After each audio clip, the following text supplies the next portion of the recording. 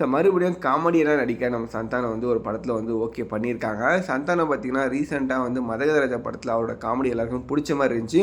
ரொம்பவே மிஸ் பண்ண ஒரு சந்தானத்தை வந்து எல்லாருமே வந்து எதிர்பார்த்தாங்க. ஸோ அதை வந்து ஓகே பண்ணுற மாதிரி இப்போ எஸ்டிஆர் படத்தில் அவர் ஒரு காமெடியெல்லாம் நடிக்க போகிறதா வந்து அப்டேட் கிடச்சிருக்கு. ரீசெண்டாக எஸ்டிஆர் பர்த்டே அன்றைக்கி ஒரு அப்டேட் கொடுத்துருந்தாங்க. எக்கச்சக்கமான அப்டேட் வந்தாலும் எஸ்டிஆர் 49 படத்தில் ஒரு சூப்பரான அப்டேட் கிடச்சிது. அதில் பார்த்திங்கன்னா மிஸ்டர் ஸ்டூடெண்ட்டாக நடிக்கிற மாதிரி வந்து அதுவும் மெக்கானிக்கல் ஸ்டூடெண்ட்டாக நடிக்கிற மாதிரி வந்து அப்டேட் கொடுத்துருந்தாங்க. அந்த படத்தில் பார்த்திங்கன்னா இப்போ சந்தானம் வந்து காமெடி நடிக்கிறதா வந்து டிஸ்கஷன் போயிட்டுருக்கு. ஆல்மோஸ்ட் கன்ஃபார்ம் அப்படிங்கிற மாதிரி சொல்லிட்டு இருக்காங்க. அண்ட் ஹீரோயினாக பார்த்திங்கன்னா சாய் பல்லவி நடிக்கிறதா வந்து டிஸ்கஷன் போயிட்டுருக்கு. ஸோ இவங்க 2 பேர் தான் வந்து இப்போ கன்ஃபார்ம் பண்ண போகிறதா ஒரு டிஸ்கஷன் போயிட்டுருக்கு. அண்ட் இந்த படத்தோட ஷூட்டிங் நெக்ஸ்ட் மந்த் எண்டில் ஸ்டார்ட் பண்ணுற மாதிரி பிளான் பண்ணிட்டு இருக்காங்க. இந்த படம் பார்த்திங்கன்னா முழுக்க முழுக்க ஒரு காலேஜ் ஸ்டூடெண்ட் கடை மாதிரி தான் வந்து போஸ்டர் காமிச்சிருக்காங்க. ஸோ சந்தானமும் ஒரு ஸ்டூடெண்ட்டாக இருக்கிறது நிறையவே சான்ஸ் இருக்குது. ஸோ சிம்புவும் நம்ம சந்தானத்தோட காம்போ செம சூப்பராக இருக்கும். காமெடி இப்போ கலைக்குவாங்க.